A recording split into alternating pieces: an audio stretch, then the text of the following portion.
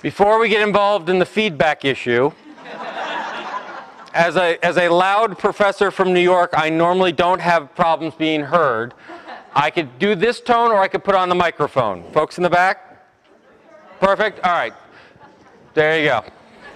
Unless you like feedback, in which case we could all pretend that we're at my 7th grade dance. All right. So before we begin, I would just like to point out the most wonderful introduction to this, which is Killing Librarianship. But I don't know if you noticed on the way in through this door, this is the sign telling you what was coming up.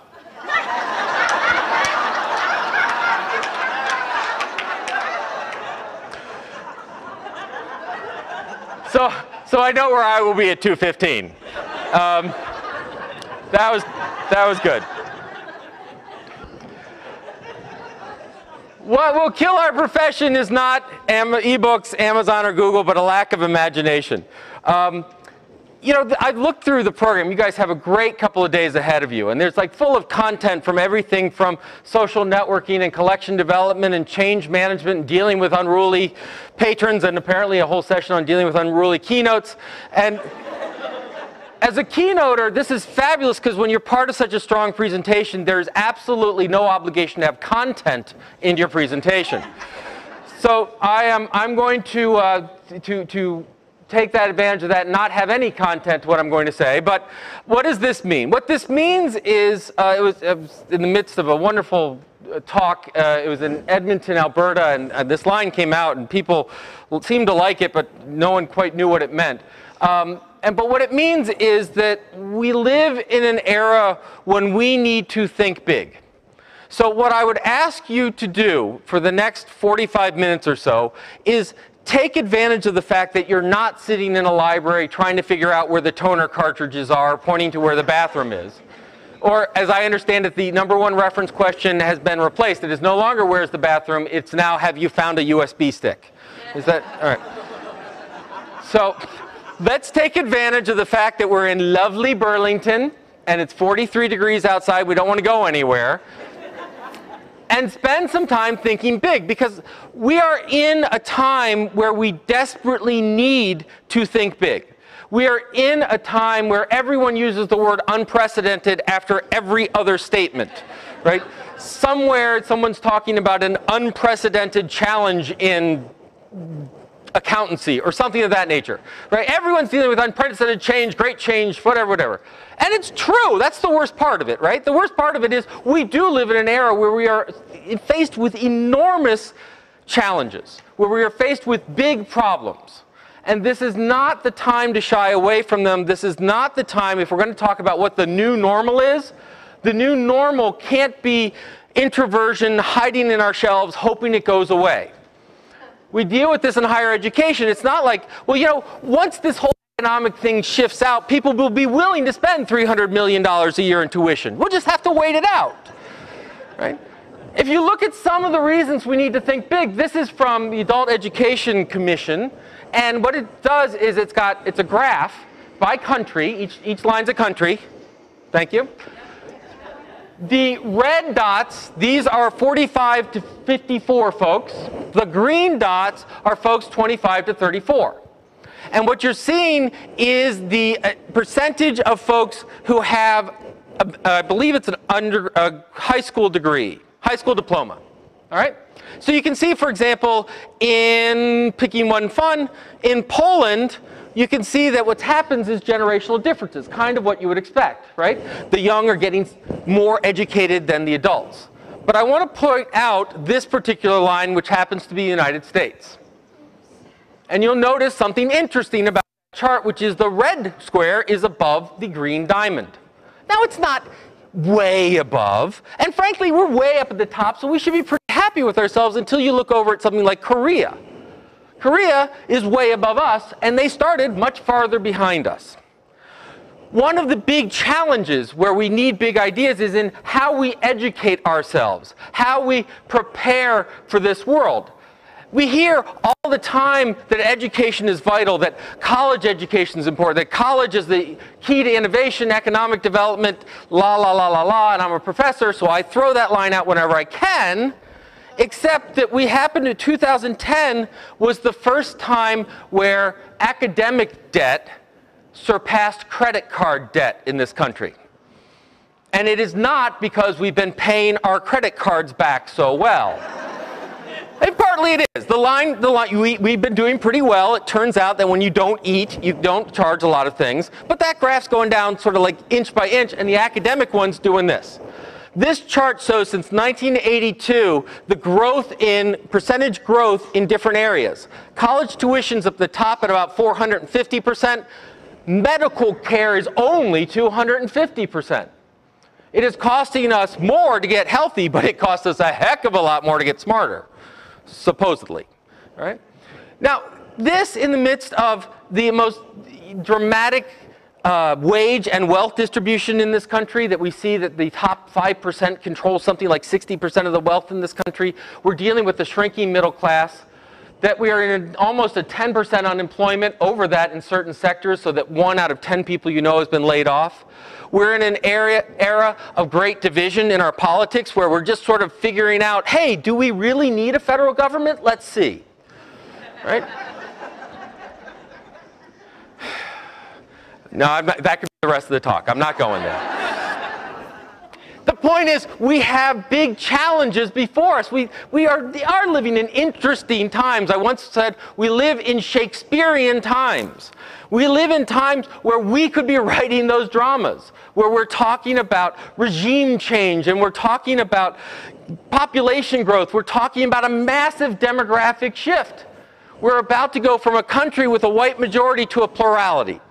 We've got many states in which now the Hispanics represent a larger percentage of population than all other demographics combined, and soon than the Caucasian.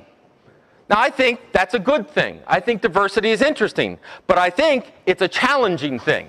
When we deal with language issues, when we deal with collection issues, when we deal with all of these issues, we're living in that time. Now, I got to thinking about all of this because Neil Gabler wrote this wonderful article in the Sunday Review of the New York Times talking about the elusive big idea. And within it, and by the way, I'll put all the slides online. You can copy and paste to your delight.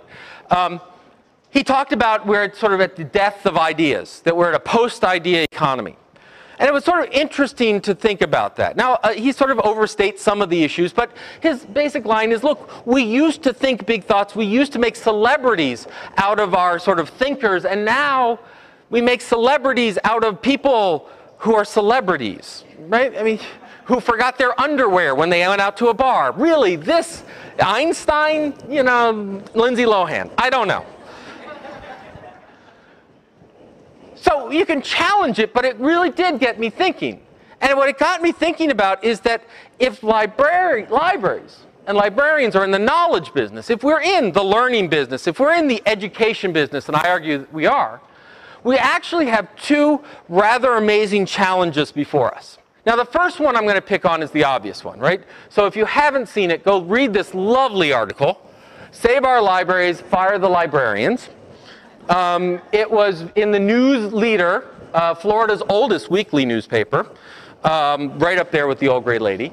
And Mike Thompson wrote this, and it's just lovely, right? Why do we need a new library? I don't know how old, but why do we need a new library?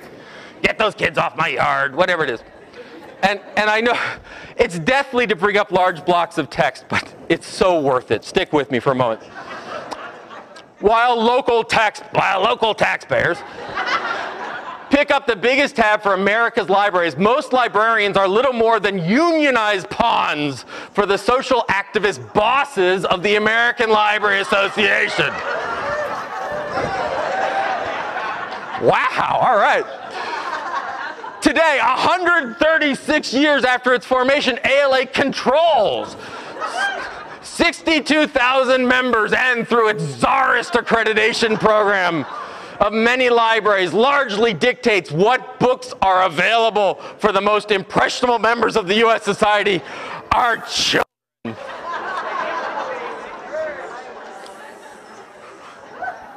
I hear you, comrades, I really do. I was called a communist for the first time the other day. I thought, you know, it's interesting when someone does that, you have an interesting reaction. The first one is, but I buy stuff, right? And the second one is, what, are you wearing a leisure suit? Communism? Really? Come on. All right. And when that person hears this webcast, I can't wait for the comments. Anyway, so we have this line, right? We go and we talk to librarians, and many a librarian has come up and said, the Tea Partiers are destroying us. I got people who don't understand. People don't believe in libraries anymore. People are small-minded. People are... And I'm not going to be here to argue that everyone has an equally valid thing to say about the world, right? So we have this sort of anti-intelligentsia, anti-library feel out there. And it is very real. We are dealing with that, and we have to deal with it. And I think that's kind of interesting. But what really got me thinking about the big idea one was that I think we have a rather interesting second front that's opening up, second problem. And it can be represented by this.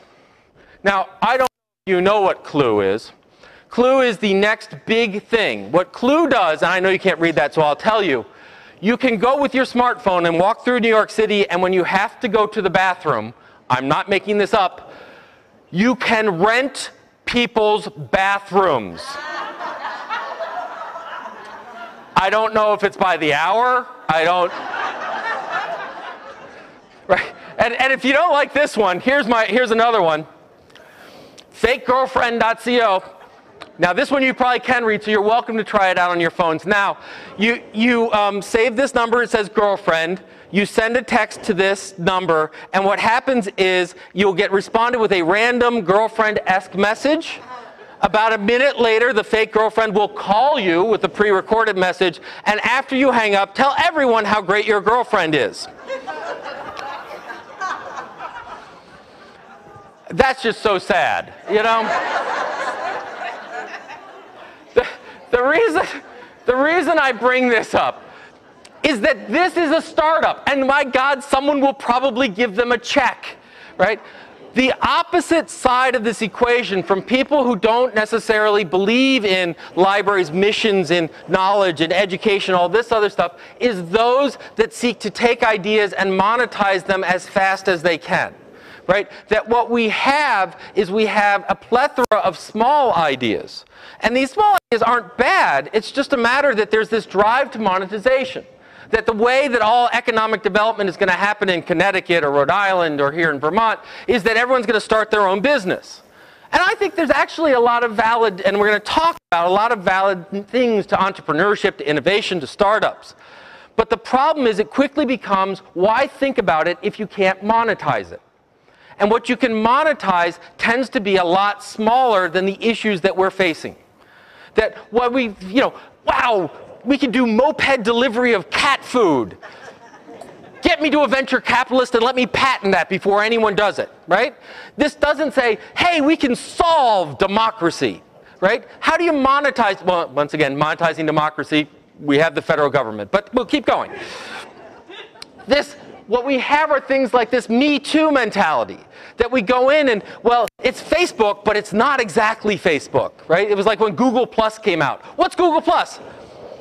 Facebook with circles.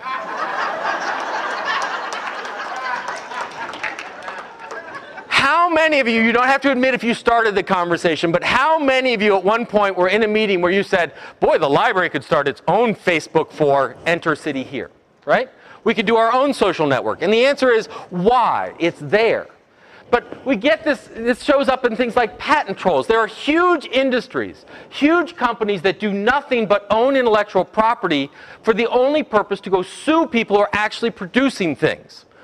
Google recently bought Motorola. They didn't do it so they could bring back the little track phones. They did it for their portfolio of IP, for their portfolio of patents that could help them defend against Apple, fight against Apple. When you look at what Apple's doing with its market, with its iPhone and its iPad, they're now in Korea and they're now in Germany. They're actually trying to prevent competitors from putting tablets on the market. They're not doing it by outbidding them. They're not doing them by outpricing them. They're doing them by suing them.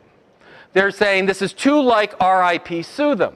Now, I want to be really clear. I am not a communist. And so I believe in intellectual property. I believe there's an appropriate use of intellectual property, but we're getting to the point when Amazon can patent the idea of one-click purchasing. We've gone a bit too far. All right? So you have this opposite pressure on libraries. Why go to the library